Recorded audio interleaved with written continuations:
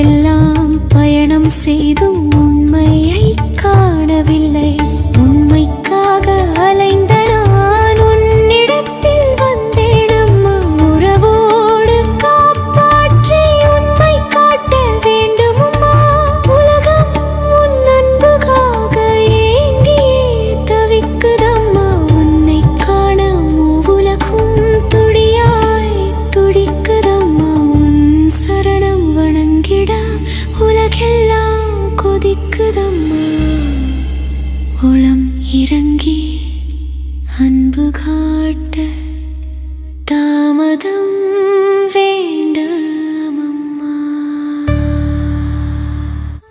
ஓம் அமிர்தேஸ்வர நமः. ஓம் நம சிவாயா. இன்னைக்கு அருள்மொழிகளில் நம்ம எல்லாரும் சூப்பரான ஒரு விஷயத்தில் பார்க்க போகிறோம். சரி, நேற்று என்ன பார்த்தோம் அப்படின்னா, அம்மா வந்து சமையல் கட்டுக்கு போனாங்க. அங்கே ஒரு பாத்திரம் கழுவாமல் கவுத்திருந்தது. ஸோ சுத்தம் என்பது எவ்வளோ முக்கியமானது. ஆசிரமத்தில் சேவை செய்கிறது அம்மாவுக்கே டைரெக்டாக சேவை செய்கிறதுக்கு சமம் அப்படின்ற விஷயங்கள்லாம் அம்மா சொன்னாங்க இல்லையா. இன்னைக்கு என்ன பார்க்க போகிறோம் அப்படின்னா, 6ஆம் அத்தியாயம். 5ஆம் அத்தியாயம் முடிஞ்சது. இப்போ 6வது அத்தியாயத்துக்கு நம்ம வந்துட்டோம். மன ஒருமைப்பாடும் தியானமும். ஸோ இந்த மாதிரி டாபிக் நம்ம ஆல்ரெடி பார்த்த மாதிரி தானே இருக்குது. மன ஒருமைப்பாடு தியானம், இதை பற்றிலாம் அம்மா நிறைய சொல்லியிருக்காங்க இல்லையா.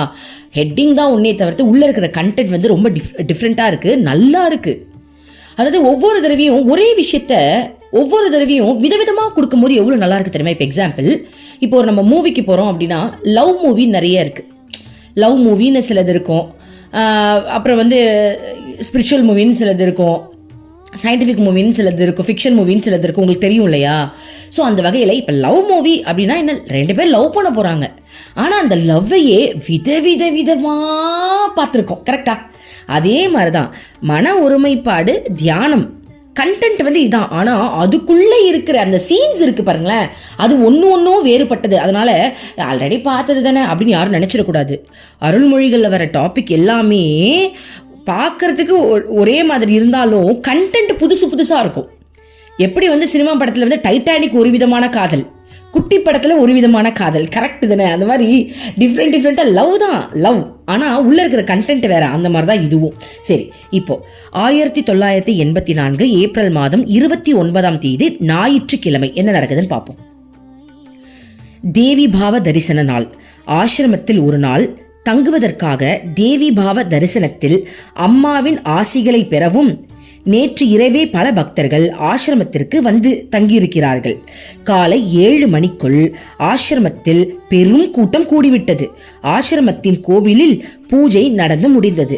ஒரு பிரம்மச்சாரி லலிதா சகஸ்ர நாமாவளியை சொல்ல அருகில் இருந்தவர்கள் அதை பின்பற்றி கூறினார். வராண்டாவில் கூடியிருந்த சில பக்தர்களும் இதில் கலந்து கொண்டார்கள். ஸோ தேவி பாவ தரிசனம் அப்படின்றதுனால கூட்டம் ரொம்ப அதிகமாக இருந்தது. காலையில் 7 மணி லலிதா சகஸ்ரநாமம்லாம் முடிச்சுட்டாங்க. இப்போ நிறைய பேர் அங்கே சூழ்ந்து நிற்கிறாங்க அப்படின்னு சொன்னால் கூட்டம் ரொம்ப அதிகமாயிடுச்சான். 1 மணி நேரத்தில் நாமாவளி முடிந்தபோது தியான அறையில் பிரம்மச்சாரிகள் தியானிப்பதை மேற்பார்வையிட அம்மா வந்தார். ஸோ அங்கே லலிதா சகஸ்ரநாமம் எல்லாம் முடிஞ்சிருச்சு. அதுக்கப்புறம் எல்லாரும் என்ன பண்றாங்க அப்படின்றத பார்க்கறதுக்கு அம்மா அங்க வந்திருக்காங்க. அங்க இருக்கிறது நம்ம தான். இப்ப நம்ம தான் லலிதா சகஸ்ரநாமம் முடிச்சிட்டோம். இப்ப நம்ம எல்லாரும் அங்க மெடிடேஷன்ல உட்கார்ந்துருக்கோம். அம்மா நம்ம என்ன பண்றாங்கன்னு நோட்டம் ஓடுறாங்க. ஸோ நம்ம எல்லாரும் என்ன பண்றோம், இப்ப மெடிடேஷன் பண்ணிக்கிட்டு இருக்கோம். இப்ப என்ன நடக்குதுன்னு பார்ப்போம். அம்மாவை கண்டதும் அனைவரும் பயபக்தியுடன் எழுந்து நின்றனர். நம்ம தான் எழுந்து நிற்கிறோம். அம்மா தன் இருக்கையில் அமர்ந்ததும் அனைவரும் அம்மாவை நமஸ்கரித்துவிட்டு உட்கார்ந்தனர். ஸோ இப்போ அம்மா அவங்களுடைய சேர்ல உட்கார்ந்த உடனே நம்ம அம்மாவை எழுந்து வணங்கிட்டு நம்ம எல்லாரும் நம்ம சேர்ல உட்கார்றோம், தரையில உட்கார்றோம். ஓகேவா. அம்மா தியானத்தில் மூழ்கினார். எல்லோரும் அம்மாவை பின்பற்றினர். ஸோ அம்மா உட்கார்ந்த உடனே அம்மா கண்களை மூடி மெடிடேஷன் பண்ண ஆரம்பிச்சிட்டாங்க. அம்மாவே மெடிடேஷன் பண்றாங்க, நம்மளும் மெடிடேஷன் பண்ணுவோம் அப்படின்னு எல்லாரும் கண்ணை மூடி மெடிடேஷன் பண்றோம். சிறிது நேரத்தில் அம்மா ஒரு பிரம்மச்சாரியை பெயர் சொல்லி அழைத்தார். அந்த பிரம்மச்சாரி திடுக்கிட்டு கண்களை திறந்தார். அவரது முகத்தில் பயம் நிலவியது. அம்மா குறும்பு புன்னகையுடன் அவரை பார்த்தார். அம்மாவின் குரல் கேட்டு கண்களை திறந்து அனைவரும் சிரிப்பு நிறைந்த அம்மாவின் முகத்தையும் வெட்கத்தால் தலை குனிந்திருந்த பிரம்மச்சாரியையும் மாறி மாறி பார்த்தார்கள். கவனிச்சுக்கோங்க, என்ன சீன் அப்படின்னா, அம்மா இப்ப மெடிடேஷனுக்கு உட்கார்ந்துட்டாங்க. நம்ம எல்லாரும் கண்ணை மூடி உட்கார்ந்துட்டோம். இப்போ அம்மா நம்ம கூட்டத்தில இருந்து ஒருத்தருடைய பேரை சொல்லி கூப்பிடுறாங்க, ஒரு பிரம்மச்சாரியுடைய பேரை சொல்லி கூப்பிடுறாங்க. கூப்பிட்ட உடனே அவரு மட்டும் கண்ணை திறக்கலையா, சுத்தி இருக்கிற எல்லாரும் கண்ணை திறந்து அம்மாவை பார்த்தா அம்மா ஒரு குறும்பு சிரிப்போட சிரிக்கிறாங்களாம். அம்மாவை பார்த்துட்டு அந்த பிரம்மச்சாரியை பார்க்கறாங்களாம். அந்த பிரம்மச்சாரி வெக்கத்துல தலை குனிஞ்சு இப்படி நிக்கிறாராம். அம்மா பிரம்மச்சாரியிடம், நடித்து முடித்து விட்டாயா, கேளுங்க, வார்த்தையை கேளுங்க, நடிச்சு முடிச்சிட்டியான்னு கேக்குறாங்க. ஆம், நீ நன்றாகவே நடித்தாய். ஆமாமா, நீ சூப்பரா நடிச்ச. இப்போது அந்த இனிமையான மனக்கோட்டையிலிருந்து வெளியே வா, விழிப்புடன் இரு. ஐயோ, என் தங்கம் என்னெல்லாம் சொல்லுது பாருங்க என் செல்ல. அது ஏன்னு உங்களுக்கு லாஸ்டா புரியும், நான் ஏன் அம்மாவை கொஞ்சம் உங்களுக்கு லாஸ்டா புரியும். ஸோ அம்மா அந்த பிரம்மச்சாரியை பார்த்து சொல்றாங்க, நடிச்சு முடிச்சிட்டியா, சூப்பரா நடிச்ச. போதும், அந்த கனவு கோட்டையிலேருந்து வெளில வா, விழிப்புணர்வுக்கு வா, உண்மைக்கு வா, விழிப்புணர்வோட உண்மைக்கு வா அப்படின்னு அம்மா சொல்லிட்டாங்க. அம்மாவின் முகத்தில் அதே குறும்பு புன்னகை தவழ்ந்தது. அம்மா என்ன சொல்கிறார், அந்த பிரம்மச்சாரி என்ன செய்தார் என்பது தெரியாமல் பிரம்மச்சாரிகள் அம்மாவை பார்த்து கொண்டு இருந்தனர். சுத்தி இருக்கிற நம்மளாம் என்ன பண்றோம், என்ன நடக்குது, என்ன அம்மா பேசுறாங்க, ஒன்னும் புரியலையே அப்படின்னு 2 பேரும் மாறி மாறி பார்க்கிறோம். நமக்கு ஒண்ணுமே புரியல. அவர்களை நோக்கி திரும்பிய அம்மா நம்மளை பார்த்து இப்ப திரும்ப அம்மா நம்மளை பார்க்கறாங்க. நீங்கள் ஏன் கண்களை திறந்தீர்கள், அம்மா உங்களையா கூப்பிட்டேன் அப்படின்னு கேட்டுட்டாங்க. நம்மள அவனை தானே கூப்பிட்டேன், நீங்களா ஏன் கண்ணை திறக்கிறீங்க அப்படின்னு கேட்டாங்க. இது உங்களில் மன ஒருமைப்பாட்டினை காட்டுகிறது. உங்கள் மனம் இஷ்ட தெய்வத்தில் ஈடுபட்டு இருந்தால் நீங்கள் கண்களை திறந்திருக்க மாட்டீர்கள். யாராவது கூப்பிட்டாலும் அது உங்கள் காதுகளில் விழாது. இது உங்களது கவனமின்மையை காட்டுகிறது. உங்கள் மனம் வெளி விஷயங்களில் இவ்வளவு நாட்டம் கொண்டிருந்ததால் தான் நீங்கள் இப்படி கடவுளை கொண்டிருக்கிறது. நீங்கள் எப்படி கடவுளை அடைய போகிறீர்களோ, உறுதியான மனம் படைத்த மனிதனால் மட்டுமே கடவுளை அடைய முடியும். ஒரு சிறிய ஓசை உங்களை தியானத்திலிருந்து விழிக்க செய்து விட்டது. அதுவும் உங்களுக்கு சம்பந்தம் இல்லாத சத்தம். ஒரு உண்மையான ஆன்மீக சாதகன் தியானத்தில் மன ஒருமைப்பாட்டில் ஈடுபட்டு இருக்கும் போது மதம் பிடித்த யானையே அவன் முன் வந்தாலும் அவனை அசைக்க முடியாது. அம்மா ஒருவரை பெயர் சொல்லி அழைத்தேன், ஆனால் நீங்கள் அனைவரும் என்ன நடக்கிறது என்பதை அறியும் ஆவலில் கண் திறந்து பார்த்தீர்கள். அவமானம். உங்களில் ஒருவராவது கண் திறக்காமல் தியானத்தில் ஈடுபட்டு இருந்தால் நான் சந்தோஷப்பட்டிருப்பேன். ஆனால் இது உங்களிடம் எதிர்பார்த்தது தவறு. பாருங்க, அம்மா என்ன கேள்வி கேட்கிறாங்க பாருங்க. நீ உண்மையாவே தியானத்துல முழுகி இருந்த அப்படின்னா மதம் பிடிச்ச யானை உன் முன்னாடி நின்னா கூட உன்னால கண்ணை திறந்திருக்க முடியாது. அப்ப நீ தியானம்ன்ற பேர்ல உட்கார்ந்துருக்க. ஆனா அம்மா ஒருத்தனை கூப்பிட்ட உடனே அவன் ஏதோ தப்பு பண்ணிட்டான் போல, ஐயோ அம்மா கூப்பிட்டுட்டாங்க, என்ன நடக்க போகுதுன்னு உனக்கு வெளி உலகத்துல, அதாவது வெளியே மனதுக்குள்ள இல்ல, வெளியே நடக்கக்கூடிய விஷயத்துல உனக்கு நாட்டம் போகுது அப்படின்னா உனக்கு எந்த அளவுக்கு வெளி விஷயத்துல நீ ஆர்வத்துல இருக்க. அப்ப மனதுக்குள்ள இருக்க வேண்டிய ஆர்வம் உனக்கு இல்ல, வெளியில நடக்கக்கூடிய ஆர்வம் உனக்கு அவ்வளோ சுண்டி இழுக்குது அப்படின்னு அம்மா நம்மளதான் கேக்குறாங்க. யார கேக்குறாங்க? என்ன கேக்குறாங்க? இந்த கிருத்திக் கிருஷ்ணாவை பார்த்து கேக்குறாங்க. அவ்வளோ ஆர்வம் உனக்கு, உட்கார்ந்து கிருஷ்ணாவோட ஜாலியா இருன்னு சொன்னா நீ பாட்டுக்கு உள்ள ஏதாவது தியானம் பண்ணுவேன்னு பார்த்தா நான் வேற ஒருத்தியை கூப்பிட்டா உடனே நீ கண்ணை திறக்கிற. அப்போ உனக்கு நீ அங்க முழுகவே இல்லை. அதனாலதான் நான் இங்க கூப்பிட்டோன்னு நீ கண்ணை திறந்துட்டேன்னு சொல்றாங்க.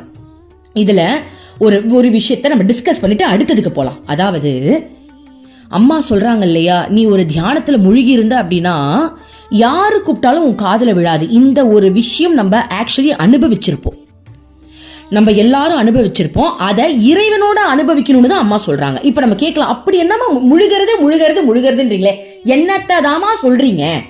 கண்ணை மூடி மெடிடேஷன் பண்ணி நீ ஆழ்ந்த தியானத்துல இருந்தா யாரு பேசுறது உன் காதுல விழாதுன்னு சொல்றீங்க.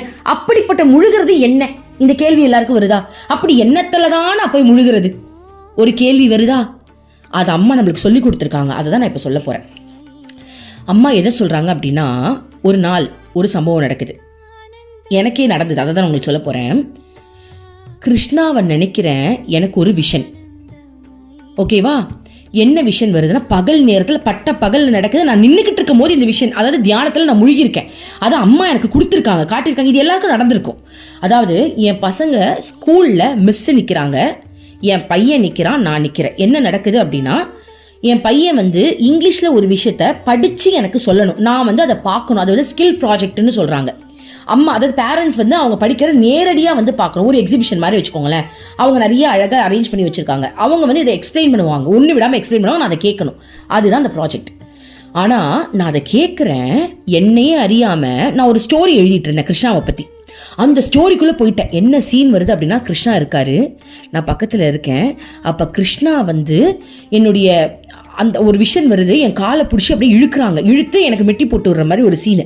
அதை என் காலை பிடிச்சி இழுக்கிறாங்க. அப்ப அப்படியே அவர் அது இழுக்கிறான்ற மாதிரி எனக்கு ஜிவ்னு ஏறிடுச்சு பாருங்க. அப்படியே ஷாக் அடிச்ச மாதிரி உடம்புல அப்படி ஒரு வைப்ரேஷன். ஏன்னா எனக்கு பிடிச்ச கடவுள், எனக்கு பிடிச்சவர், நான் அவரை கிருஷ்ணா என் ஹஸ்பண்டாவே நினைக்கிறேன். அப்போ எனக்கு அப்படியே உடம்புலாம் ஜிவ்வுன்னு ஆயிடுச்சு. அவர் மெட்டி போடுறாரு, எனக்கு கூச்சமா இருக்கு.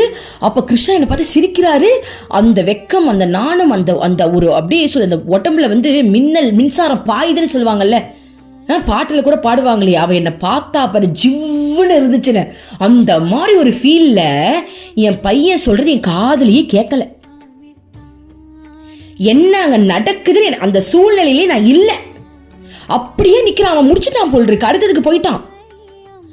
மேம் கேக்குறாங்க, மேம் எக்ஸ்கியூஸ் மீ மேம் முடிச்சாச்சு மேம்னு. நான் ஐயோ முடிச்சிட்டாங்க போல, பாராட்டணுமேன்றதுக்காக மேம் சூப்பர் மேம் சூப்பரா சொல்லி கொடுத்தீங்க மேம், ரொம்ப தேங்க்ஸ் மேம்ன்றேன். அந்த மேமுக்கே தெரிஞ்சிச்சு இவங்க ஒண்ணுமே கவனிக்கல, இவங்க எங்கதான் எந்த உலகத்துல இருக்காங்கன்னு தெரியலன்னு. அப்ப எல்லாருக்குமே இந்த சம்பவம் நடக்குதா?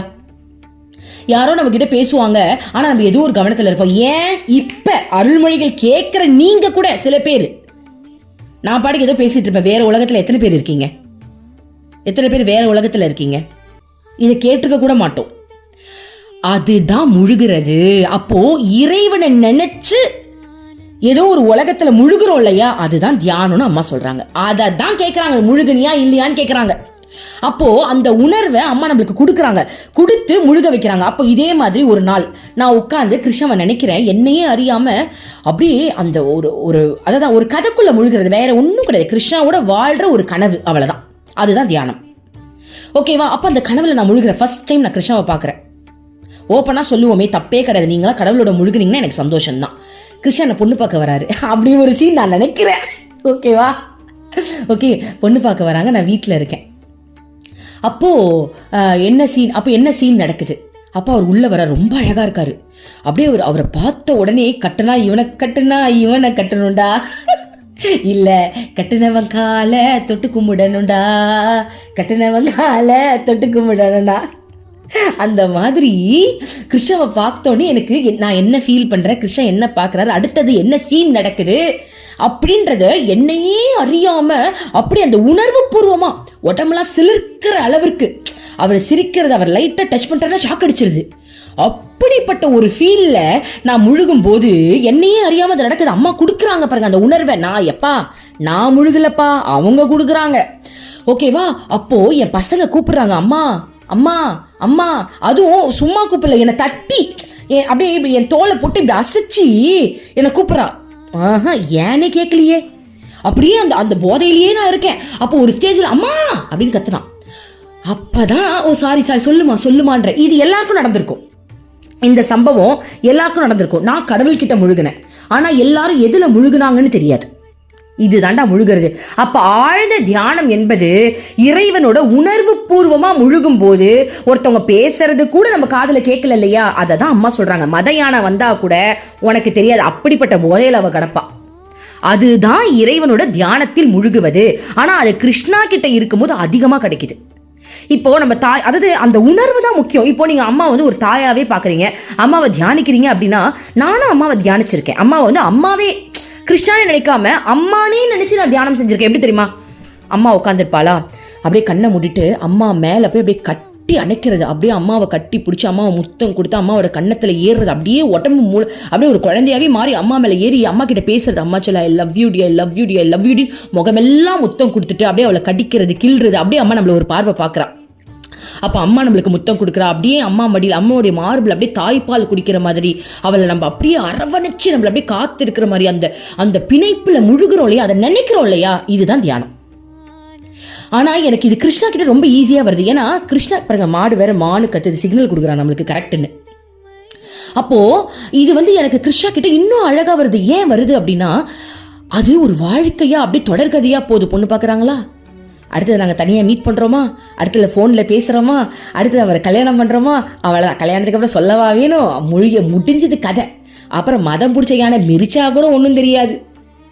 கிருஷ்ணாவோட போதையில் முழுகணும்னு வச்சுக்கோங்களேன், அம்மா சொல்கிறா மதம் பிடிச்ச யானை வந்தால் கூட தெரியாதுன்னு. ஆனால் கிருஷ்ணா போதையில் முழுகி பாருங்க, மதம் பிடிச்ச யானை நம்மளை மிரிச்சா கூட ஒன்றும் தெரியாது. அப்படியே கிருஷ்ணாவே நம்மளை மிதிக்கிற மாதிரி சுகமாக இருக்கும். ஐயோ இன்னும் மிரிடா கிருஷ்ணா, அப்படி இருக்கும். நான் ஏன் ஓப்பனா சொல்றேன், ஏன்னா இதுதான் தியானத்தில் முழுகிறது. அது நம்மளுக்கு புரியணும்ல. தியானத்துல முழுகுனா என்னத்தை முழுகிறது? அப்போ உணர்வு ரீதியா, அந்த உணர்வு ரீதியா நம்ம இறைவனோட கலக்குறோம் இல்லையா, அதுதான் தியானம். இதுதான் குண்டலினி சக்தி எழுப்புறதுமா. குண்டலினி சக்தி அப்படின்றது கற்பனையில நம்ம இறைவனோட வாழ்றது தானே, அதுவும் ஒரு கற்பனை பாவம்னு சொல்றாங்க. அப்போ அம்மா சொல்றாங்க குண்டலினின்றது கடவுள் தான் குண்டலினியா. அப்ப நான் கேட்டேன், அம்மா அப்ப நான் குண்டலினி கூட தான் குடும்பமே நடத்துறேனா? நீ மட்டும் இல்லதோ கேக்குதுங்க பாரு அருள்மொழிக, இது எல்லாமே குண்டலினி கூட தான் குடும்பம் நடத்துது அப்படின்னு அம்மா சொல்றாங்க, நம்மளதான் சொல்றாங்க. ஓகேவா, இப்ப அடுத்ததுக்கு போவோம். அப்போ அம்மா அதான் சொல்றாங்க, நீ தியானத்துல உண்மையாவே உள்ள முழுகி இருந்த அப்படின்னா நான் அவனை கூப்பிட்டதுக்கு நீ எட்டி பார்த்திருக்க மாட்டேன்னு சொல்றாங்க. உடனே ஒரு பிரம்மச்சாரி விடல. ஒரு பிரம்மச்சாரி என்ன பண்றாரு, சிறிதும் தயங்காமல் தைரியத்தோடு, அம்மா நாங்கள் அம்மாவின் குரலை கேட்டதால் தான் கண் திறந்து பார்த்தோம், வேறு யாராவது குரல் கேட்டிருந்தால் நாங்கள் அவ்வாறு செய்திருக்க மாட்டோம், மேலும் நாங்கள் தியானிப்பது தங்களையே அல்லவா என்றார். அவர் கேட்டது கரெக்ட் தானே. அவர் என்ன சொல்றார், அம்மா நாங்க உன்னதனமா தியானிக்கிறோம், உங்களையே தியானிக்கும் போது நாங்க நீ கூப்பிட்டோன்னே கண்ணை திறக்கிறதுல என்னம்மா தப்பு? இதுவே வேற யாராவது எங்களை கூப்பிட்டு இருந்தாங்கன்னா நான் கண்ணை திறந்திருப்போமா? திறந்திருக்க மாட்டோமே அப்படின்றாங்க. அதுக்கு அம்மா என்ன பதில் சொல்றாங்க தெரியுமா? அம்மாவுடைய பதில் இன்னும் சூப்பரா இருக்கு. அது என்னன்னு பாப்போம், நான் படிக்கிறேன், அதுக்கப்புறம் அதுல என்ன ஆழ்ந்த கருத்து இருக்குன்னு நம்ம பார்க்கலாம். அம்மா அது அம்மாவின் குரலாகவோ அல்லது வேறு யாராவது குரலாகவோ இருந்தாலும் நீங்கள் உண்மையாக தியானத்தில் முழுகி இருந்தால் அந்த குரல் உங்களுக்குள் கேட்டு இருக்காது அப்படின்னு அம்மா சொல்றாங்க. நீ உண்மையாவே தியானத்துல முழுகி இருந்த அப்படின்னா என்னையே நினைச்சு உருகி இருந்தா கூட நான் சொல்றது உன் காதுல கேட்டிருக்காது. எனக்கு இது படிக்கும் போது புரியல, என்னம்மா அவர் சொன்னது கரெக்டு தானம்மா, உன்னதான் நினைச்சிட்டு இருக்காங்க, அப்ப நீ கூப்பிடும் போது அந்த ஆர்வம் தானம்மா, அதுல என்னம்மா தப்பு இருக்கு நான் கேட்டேன். அதுக்கு அம்மா சூப்பரா பதில் சொல்றாங்க பாருங்க. அதற்கான வாழ்க்கை சம்பவமும் நம்மளுக்கு நடத்தி கொடுத்துருக்காங்க. ஸோ அது என்னன்னு சொல்லும்போது நம்மளுக்கு புரிஞ்சிடும். இப்ப பாருங்க, மன ஒருமைப்பாடு ஒரு முறை வந்துவிட்டால் அதன் பின் நீங்கள் உங்களுக்குள் இருக்கும் அக அம்மாவோடு இணைந்திருப்பீர்கள். பாத்தீங்களா, வெளியில இருக்கிற அம்மாவை நீங்க பாத்துருக்க மாட்டீங்க, உனக்குள்ள ஒரு அம்மா இருக்கா பாருங்க, அவளோட இணைஞ்சிருப்பீங்க. ஏன்னா வெளில இருக்கிற அம்மா திட்டிக்கிட்டே இருக்கா உங்களை, ஆனா உள்ள இருக்கிற அம்மா உன்னோட இணைய துடிச்சுக்கிட்டு இருக்கேன். நீ வெளில இருக்கிற அம்மாவையே நோட் பண்ணிக்கிட்டு இருந்த அப்படின்னா உனக்குள்ள முழுக முடியாது. அம்மா திட்டுனா நீ கவலைப்பட்டுருவ, அம்மா கொஞ்ச நேரம் நீ சந்தோஷப்பட்டுருவா. ஆனா உண்மையான அம்மா உனக்குள்ள தேடினாதான் கிடைப்பா. இது உண்மையே கிடையாது, நடிப்பு. நான் குருவா இருக்கேன், நடிப்புடா, நான் வெளில திட்டுவேன். அப்பதான் எனக்கு தோணுச்சு, நான் ஆசிரமத்தில் இருக்கும்போது அம்மா என்ன நிறைய வாட்டி திட்டிருக்காங்க, சில வாட்டி கொஞ்சிருக்காங்க. ஆனா உண்மையான அம்மா திட்டுவாங்களா? எனக்குள்ள இருக்க என் கிருஷ்ணா என்ன திட்டுவானே, என்னை விட்டு போவானா? அப்ப அம்மா நம்ம கருமாவை கழிக்கிறதுக்காக வாய் ரீதியா நடிக்கிறாங்க. புரியுதுங்களா? அம்மா சில செயல்கள் நம்ம கருமாவை கழிக்கிறதுக்காகவும் நம்மளுக்கு ஞானத்தை கொடுக்கறதுக்காகவும் சில செயல்கள் செய்யறாங்க அப்படின்னா அது உண்மை கிடையாது.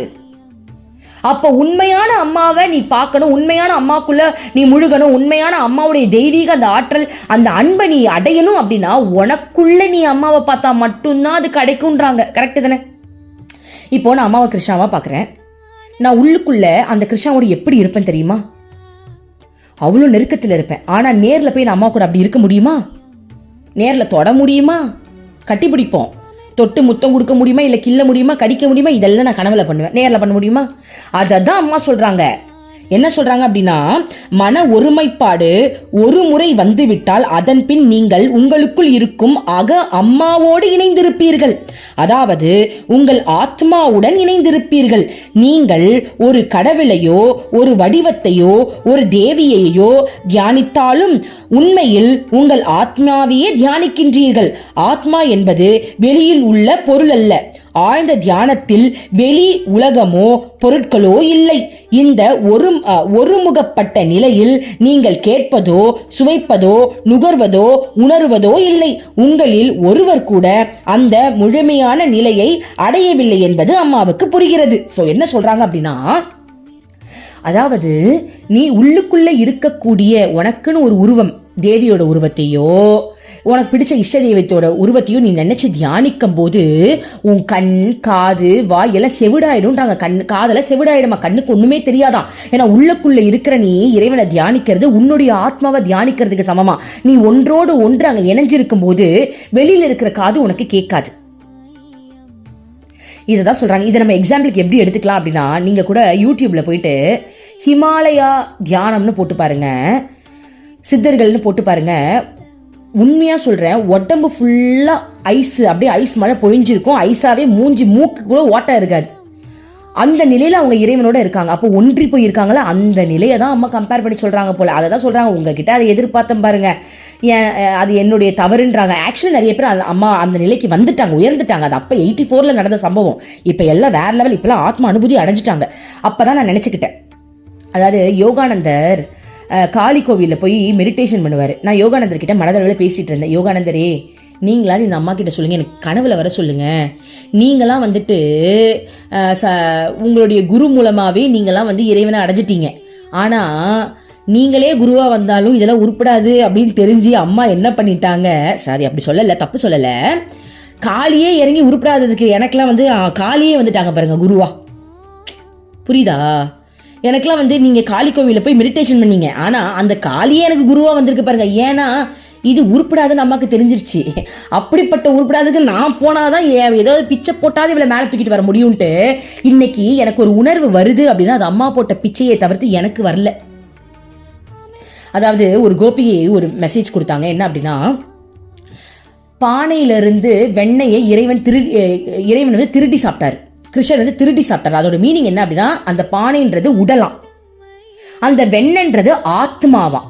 அப்போ அந்த பானைக்குள்ள இருக்கிற வெண்ணெய் அது உள்ளேயே தான் இருக்குமா. அப்ப கடவுள் பார்த்தாராம், இது வெளில வர மாதிரி தெரில, ஆத்மா எதுவுமே வந்துட்டு உருப்படியா வெளில வர மாதிரி தெரியல, பேசாம நானே உனக்குள்ள இருக்கிற ஆத்மாவை திருடி திணிக்கிறேன் அப்படின்னு சொல்லிட்டு அந்த வெண்ணையை தின்னு காட்டினாராம். அந்த மாதிரி எனக்கு தியானம் வரல, எனக்கு உணர்வு வரல, இதுக்கு உணர்வு வர்றதுக்கு வாய்ப்பே இல்லை, நானே போய் உனக்கு ஃபீலிங்ஸை கொடுக்குறேன்னு கிருஷ்ணாவா உள்ள இறங்கி வந்து ஃபீலிங்ஸை கொடுத்து நம்மளை கரெக்ட் பண்ணிக்கிட்டு இருக்காருன்னு எனக்கு புரியுது.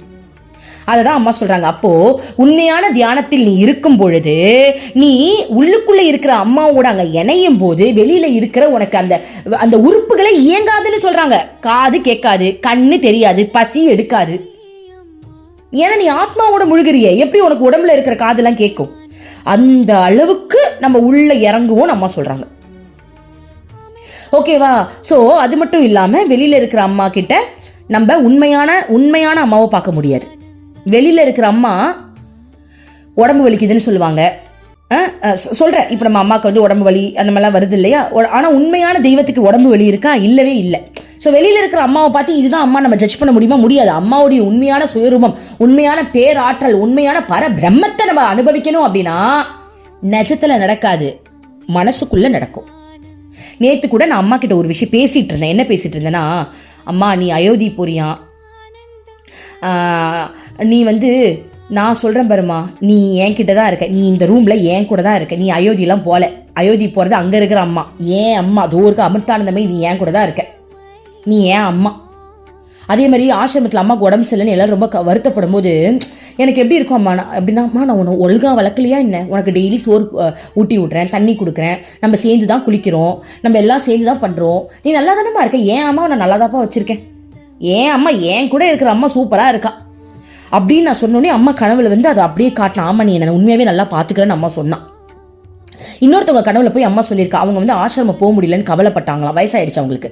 அதுக்கு அம்மா சொன்னாங்களாம், அவங்க ரொம்ப பக்தி, அம்மா சொன்னாங்களாம், நான் ஒன்றும் ஆசிரமத்தில் இல்லை, நான் உன் கூட தான் குடும்பம் நடத்திக்கிட்டு இருக்கேன், நான் ஒன்றும் அங்கே இல்லை, நான் உன் கூட தான் இருக்கேன் அப்படின்னு கனவுல சொன்னாங்களாம். அப்போ அது அவங்களுக்கு மட்டுமா சொன்னாங்க? நமக்கும் தானே சொன்னாங்க. அவங்கள மாதிரி யார் பக்தி பண்ணுறாங்களோ அது எல்லாருக்கும் சேரும். அப்போ நம்மளும் அந்த மாதிரி பக்தி பண்ணோம் அப்படின்னா, நான் சொன்னேன், அம்மா நீ அவங்க கனவுல போய் சொன்னதை நான் எனக்கு எடுத்துக்கிறேம்மா, நீ இங்கே தாம்மா இருக்க. உடனே அம்மாவும் கனவுல வந்து ஒத்துக்கிட்டாங்க, ஆமா நீ என்னை நல்லா பார்த்துக்கிறேன்னு சொல்லிட்டாங்க. புரியுதுங்களா? அப்போ உண்மை என்ன சொல்ல வராங்க, அங்க இருக்கு நீ வந்து அம்மா கூப்பிட்டேன்னு நீ முழிச்சு பார்த்தல்ல, அது நீ இன்னும் வெளியே அம்மாவை தேடிட்டு இருக்கிறதுனால நடந்த சம்பவம். ஆனா உள்ளுக்குள்ள நீ அம்மாவை பார்த்துட்ட அப்படின்னா வெளியே நீ ஏங்க மாட்ட, உள்ளுக்குள்ளேயே அதை அனுபவிப்பேன்னு சொல்லிட்டாங்க. ஸோ அந்த மாதிரி ஒரு தியானத்துல தான் நம்ம எல்லாரையுமே அம்மா முழுக சொல்றாங்க.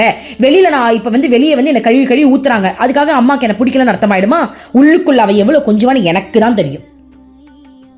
உள்ளுக்குள்ள அம்மா என்னை எப்படி தாங்குவான்னு எனக்கு தான் தெரியும். பாருங்க மணி வேற அடிக்கிறாங்க. ஓகே, அப்புறம் அம்மா சொல்றாங்க, இருந்தாலும் ஒருவராவது தியானிப்பது போல பாசாங்கு செய்திருந்தால் கூட அம்மா அளவற்ற மகிழ்ச்சி அடைந்திருப்பேன். இப்போது கண்களை மூடி தியானம் செய்யுங்கள், மனதை இங்கும் அங்கும் அலைய விடாதீர்கள், உங்கள் இதயம் முழுவதும் இஷ்ட தெய்வம் நிறைந்திருப்பதாக கற்பனை செய்யுங்கள். அப்போ திரும்பவும் நம்மள அம்மா வந்து கண்ண மூட சொல்றாங்க, இஷ்ட தெய்வத்தோட குடும்பம் நடத்துன்றாங்க, வாங்க நடத்துவோம். எனக்கு என்ன நடக்குது இப்போ? எனக்கு வந்து கிருஷ்ணாவோட எல்லாம் நடக்குது, உங்களுக்கு என்ன நடக்குது? கிருஷ்ணா கிருஷ்ணா. ஸோ தியானத்தில் இப்போ உங்களுக்கு என்ன நடக்குது? அதுதான் அவங்கவுங்களுக்கு பிடிச்ச பாவத்தில் அவங்கவுங்க என்ஜாய் பண்ணுங்க, அவ்வளோதான், முடிஞ்சிருச்சு. இதான் கடவுளோட வாழ்றது. இதுக்கு மேலே என்ன? நான் வந்து கொஞ்சம் கூட மானம் சூடு சொரணை வெக்கம் எதுவும் இல்லாமல் உங்களுக்கு இவ்வளோ ஓப்பனாக சொல்கிறேன் அப்படின்னா நான் சொல்லலை, என் கிருஷ்ணா உங்களுக்கு சொல்கிறாரு. நான் சொல்கிறேன்னு சொல்லக்கூடாது, தப்பு அது. என் கிருஷ்ணா உங்களுக்கு சொல்கிறாரு. ஏன் சொல்கிறாரு? தயவு செஞ்சு எல்லாம் ட்ரை பண்ணுங்க அப்படின்றார். இதுக்கு மேலே ஓப்பனாக சொல்கிறதுக்கு ஒன்றுமே கிடையாது. ஓகே, அடுத்தது. இல்லை இதெல்லாம் என் குடும்பத்தில் இருக்கிறவங்க கேட்டால் என்ன நினைப்பாங்க? யாருக்குமே தெரியாது. எனக்கு தெரிஞ்சு யாருமே என் சேனலை பார்க்குறதே கிடையாது. அது வந்து அம்மா எனக்கு போட்ட பிச்சை. நீ என்ன வேணாலும் பேசுவி, உன் கூட இருக்கிறவங்களுக்கே தெரியாமல் அம்மா பார்த்துக்கிறன்ற அளவுக்கு இருக்கு பாருங்கள்ல. ஆனால் இதெல்லாம் தப்பு கிடையாது. நம்ம கடவுளோட இணையணுன்றது உண்மையான விஷயம் இல்லையா? ஓகே, அடுத்தது பார்க்கலாம். தியானம் முடிந்ததும் அம்மா தமது அறைக்கு திரும்பினார். எல்லா பிரம்மச்சாரிகளும் அம்மாவின் கவனத்திற்கு ஆளான பிரம்மச்சாரியை சூழ்ந்து கொண்டனர். இப்ப அம்மா உள்ள போனோடனே அந்த பிரம்மச்சாரி அம்மா பேர் சொல்லி கூப்பிட்டாங்களா, அவர்கிட்ட எல்லாம் ஓடி வந்துட்டாங்களா, ஆர்வமா இருக்கா, ஏண்டா என்னடா பண்ண, அம்மா உன் பேரை சொல்லி கூப்பிட்டாங்க, என்னதான் நடந்தது அப்படின்ற மாதிரி கேட்கிறாங்க. நடந்தது என்னவென்று ஆவலோடு கேட்டனர். அந்த பிரம்மச்சாரி, நான் தியானத்தில் அமர்ந்ததும் என் மனம் கல்லூரி நாட்களில் நடந்த நாடகத்தை பற்றி நினைக்க ஆரம்பித்தேன். நான் மிக நன்றாக நடித்திருந்த அந்த கதாபாத்திரத்தை நினைத்து மனதிற்குள் மகிழ்ந்து கொண்டேன் என்றார். இதை கேட்டதும் எல்லா பிரம்மச்சாரிகளும் சிரித்தனர். பாத்தீங்களா, அம்மா அவருடைய தியானத்துல அவர் என்ன நினைச்சாருன்னு அம்மாக்கா தெரியாது. அம்மா வாழ்றதே நம்ம உடம்பாச்சே, அவளுக்கு எங்க தனி உடம்பு இருக்கு, அம்மாக்கா தெரியாது. அம்மா கேட்டிருக்கா பாருங்க. அவர் வந்து என்ன நினைச்சிருக்காரு, அவர் கல்லூரியில அவர் காலேஜ் டைம்ல ஒரு டிராமா நடிச்சிருக்காரு. அந்த டிராமாவை நினைச்சு பெருமைப்பட்டிருக்காரு. நான் எப்படி நடிச்சேன்னு தெரியுமா, அன்னைக்கு எப்படி பண்ணேன்னு தெரியுமா. அதான் அம்மா சிரிச்சுக்கிட்டே, சூப்பர், நீ நல்ல நடிகன் தான். பாருங்க அம்மா அந்த டயலாக் இன்னொரு வாட்டி படிச்சு காட்டுறேன் பாருங்களேன். அம்மா என்ன கேட்குறாங்கன்னா, பிரம்மச்சாரியிடம், நடித்து முடித்து விட்டாயா? ஆம், நீ நன்றாகவே நடித்தாய். அதே டயலாக் அம்மா சொல்லியிருக்காங்க பாருங்க. இவர் மனசுக்குள்ள நினைக்கும் போது, நடிச்சு முடிச்சிட்டியா, நீ மகா நடிகன் தான், வேற லெவல், போதும் போதும், அந்த உலகத்தை விட்டு வெளில வா, விழிப்புணர்வுக்கு வா அப்படின்னு அம்மா கூப்பிட்டுருக்காங்க. ஸோ இதை கேட்டோன்னே அம்மா எந்த அளவுக்கு வந்து ஊடுருவி நம்மளுடைய எண்ணத்தை வந்து கவனிக்கிறாங்க பாருங்க, எவ்வளோ பெரிய விஷயம். அதாவது இதை வந்து நான் படிச்சிருக்கேன், யோகானந்தர் புக்கில் வந்து நான் படிச்சிருக்கேன். ஒரு குரு வந்து இப்படி தான், யோகானந்தரே எடுத்துப்போம். யோகானந்தருக்குள்ள வரக்கூடிய நினைவை வந்து யுக்தேஸ்வர் வந்து சொன்னாராம். இங்கே பாரு, என்ன கனவு கோட்டை கட்டிக்கிட்டு இருக்க, அதெல்லாம் ஃபியூச்சரில் நடக்கட்டும், இப்போ நீ கடவுளை தியானம் செய்யணும்னு சொன்னாராம். ஏன்னா யோகானந்தருடைய மனக்காய்ச்சல் என்ன வந்தது அப்படின்னா, அவர் வந்து ஃபாரின்ல தானே இருந்தார். எந்த ஊர் அது மறந்துட்டு, அமெரிக்காவா, எந்த ஊர்மா, சரி அமெரிக்கான்னு வச்சுப்போம். ஓகே, அந்த நாட்டில் அவருடைய ஒரு இன்ஸ்டியூட் வந்து உருவாகுது. அதுதான் அவருக்கு மனக்காட்சியில் வந்திருக்கு. ஸோ அதுக்கு யுக்தேஸ்வரர் என்ன சொல்லியிருக்காரு அப்படின்னா, அதெல்லாம் அப்புறம் பண்ணிக்கலாம், நீ முதல்ல கடவுள் மேலே கவனம் செலுத்தினேன். அப்போ வந்து இந்த அளவுக்கு ஊடுருவியா நீங்க என்னோட எண்ணத்தை கவனிப்பீங்க அப்படின்னு யுக்தேஸ்வரர்கிட்ட கேட்கும்போது யோகானந்தர் வந்து யுக்தேஸ்வரர் என்ன சொன்னாரு அப்படின்னா, அவருடைய குரு என்ன சொல்றாருன்னா, அந்த அளவுக்கு நீ எனக்கு பர்மிஷன் கொடுத்துருக்க, உன்னுடைய மனதை நான் ஊடுருவி பார்க்கக்கூடிய பர்மிஷன் நீ கொடுத்ததுனால தான் நான் அதை ஊடுருவி பார்த்தேன்னு சொன்னாராம். அப்போ அம்மா பாருங்க, அப்ப நம்ம அந்த பிரம்மச்சாரி எந்த அளவுக்கு தன்னை அம்மா கிட்ட ஒப்படைச்சா இருந்தாரு அப்படின்னா, அம்மா இந்த எண்ணத்தை கூட நோட் பண்ணி சொல்றாங்க. எல்லாரோட எண்ணத்திலையும் எல்லாரோட எண்ணமும் இறைவனுக்கு தெரியும், ஆனா ஊடுருவ மாட்டாங்க. யாரு சரணாகதி அடைகிறாங்களோ, யாரு வந்து அம்மா எனக்கு நீயே அனைத்தும்னு யாரு வந்து தன்னுடைய குருவை சரணாகதி அடைகிறாங்களோ, தன்னுடைய எண்ணத்தை ஊடுருவி அம்மா வந்து அதை வந்து எடுத்து சொல்றாங்க. பாருங்க, இதை விட பாக்கியம் வேற என்ன இருக்கு? நம்மளுடைய எண்ணத்தை ஊடுருவி ஒருத்தவங்க சொல்றாங்க அப்படின்னா இதை விட பாக்கியம் என்ன இருக்கு? அப்போ நீ உன்னுடைய எண்ணம் தவறு, இது கரெக்டு, இந்த எண்ணத்தை இப்படி மாத்து அப்படின்னு நம்மளை வழி நடத்தினா போதாதா? எண்ணம் தானே நம்மளுக்கு எல்லாத்தையும் உருவாக்கி கொடுக்குது. அந்த எண்ணத்தையே வழி நடத்த நம்மளுக்கு குரு வந்துட்டாங்க அப்படின்னா என்ன கவலை? சூப்பரா வாழ்க்கை வாழ்ந்துட்டே போல. நிறைய பேர் கேட்பாங்க, லா ஆஃப் அட்ராக்ஷன் இருக்குல்ல, அதுலயே நீங்க சூப்பரா வாழ்ந்துடலாம்ல, எவ்வளவு சம்பாதிக்கலாம், எவ்வளவு சொத்து சேர்க்கலாம், அதுல சுகம் இல்லையே. சொத்துலாம் இருக்கட்டும், கூட இருக்கிற உயிரோட இல்லைன்னா உங்களுக்கு ஓகேவா? ஒத்துக்க முடியுமா? எவ்வளவு சொத்து வேணாலும் அழிச்சு ஒருத்தவங்களோட உயிரை காப்பாத்துறதுக்கு எவ்வளவு பண்றீங்க? அப்போ அன்புதான் இங்க எல்லாரும் உங்களுக்கு புரியுதா? ஏன்னா நிறைய பேர் கேட்குறாங்க, உங்களுக்கு லா ஆஃப் அட்ராக்ஷன் தெரியுமே, நீங்க நல்லா சம்பாரிச்சு சந்தோஷமா இருக்கலாம்லன்னு. அது சந்தோஷம் இல்லையே. எல்லாம் கிடைச்சி கூட இருக்கிற உயிரோட இல்லைன்னா எப்படி இருக்கும்? நம்மளுக்கு பிடிச்சவங்க இல்லைன்னா எப்படி இருக்கும் வாழ்க்கை? காசு முக்கியம் இல்லாமல் தோண்டிடும்ல, எவ்வளவு விரக்தி ஆகும். பிடிச்சவங்க இல்லைன்னா சொல்றேன், எவ்வளவு விரக்தி ஆகும். அப்போ அந்த அன்பு தான் முக்கியன்றது அப்ப நம்மளுக்கு புரியுது இல்ல. அந்த மாதிரி எனக்கு கடவுள் மேல இருக்கிற அன்பு தாண்டா முக்கியம், அது தாண்டா உண்மையான ஆழமான ஒரு விஷயம் அப்படின்றது தெரிஞ்சதுனாலதான் எங்களுக்கு அதெல்லாம் வேண்டாம், எங்க எண்ணத்தின் மூலமா எங்களுக்கு சொத்து வேண்டாம், சுதந்திரம் வேண்டாம், எனக்கு அந்த எண்ணத்தின் மூலமா என்னுடைய பேர் புகழ் பதவியில தாண்டி உண்மையான அன்பு தான் எனக்கு வேணும்னு இன்னைக்கு எங்களுடைய எண்ணத்தை வழிநடத்துறதுக்கான குருவை நான் தேர்ந்தெடுத்து எங்களுடைய எண்ணத்துல கூட கடவுளை நினைக்க வைக்கிற ஒரு குரு இருக்கும்போது இதை விட பாக்கி வேற என்ன இருக்கு? எவ்வளவு பெரிய விஷயம் பாருங்க. ஓகே, அடுத்தது. ஓகே, ஸோ எல்லாரும் சிரிச்சாங்களா? சிரிச்சு முடிச்சுட்டு ஸ்ரீ லலிதா சஹஸ்ர நாமத்தில் வரும் 1000 நாமங்களில் சதாசார பிரவர்த்திகாயை நமக என்பது ஒன்று.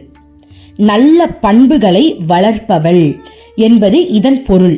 இந்த பிரம்மச்சாரியின் சுவையான அனுபவத்தை கேட்ட ஆசிரமவாசி ஒருவர் இந்த மந்திரத்தை ஒரே சொல்லாக உச்சரிக்கையில் இந்த அர்த்தம் வரும்.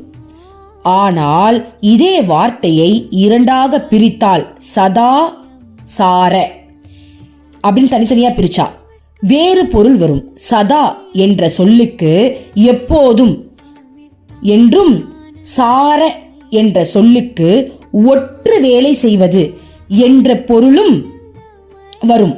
பிரவர்த்திகா என்பதற்கு செய்பவள் என்று பொருளும் வரும். இந்த கருத்துப்படி இந்த ஸ்லோகத்தின் பொருள் எப்போதும் ஒற்று வேலையில் ஈடுபடுபவள் என்பதாகும். அம்மா தமக்குள் இருந்தவாறு எப்போதும் ரகசியமாக ஒற்று வேலை பார்த்து கொண்டு இருக்கிறார். நம் மனதுள் நுழைந்து அதற்குள் இருக்கும் அனைத்தையும் அது எப்படிப்பட்டதாக இருந்தாலும் வெளியே கொண்டு வந்து விடுகிறார் என்றார். பாருங்க, அம்மா நமக்குள்ள இருந்து ஒற்று வேலை பார்க்கறாங்களாம். இப்ப நம்ம சொன்னோம்லையே, எண்ணத்தின் மூலமா ஊடுருவி அம்மா என்னென்ன செய்யறாங்க அதை தான் அந்த பிரம்மச்சாரியும் அழகா சொல்றாரு. ஒற்று வேலை பார்த்து எவ்வளவு மோசமான விஷயம் இருந்தாலும் அதை தூக்கி எரிஞ்சு அம்மா நம்மளுக்கு அந்த சுத்தத்தை கொடுக்குறாங்க. பாருங்க, 10 மணிக்கு அம்மா தரிசன குடிலுக்கு வந்து தரிசனம் அளிக்க ஆரம்பித்தார். பிரம்மச்சாரி பை ஸ்ரீ குருபாதுகா பஞ்சுகத்திலிருந்து 2 ஸ்லோகங்களை படித்தார். இதை நம்ம நாளைக்கு பார்க்கலாம். ஓகேவா? ஸோ எனக்கு ரொம்ப அழகான விஷயங்கள் பார்த்தோம். அம்மாவுக்கு கோடான கோடி நன்றி. அம்மா எங்களெல்லாம் வழி நடத்துறதுக்கு ரொம்ப நன்றிம்மா. அருள்மொழிகள் மூலமாக எங்களை நீங்கள் செதுக்குறீங்கம்மா, எங்களுக்கு நல்ல தன்னடக்கத்தையும் பணிவையும் அகங்காரமின்மையையும் கொடுத்து என்னைக்குமே குருவோட வழியில் நடக்கக்கூடிய அந்த பாக்கியத்தை எங்களுக்கெல்லாம் கொடுங்கம்மா. ஓம் அமிர்தேஸ்வர நமः. ஓம் நம சிவாயா. மனமே உனக்கு சொந்தம், ஒருவரும் இல்லை என்ற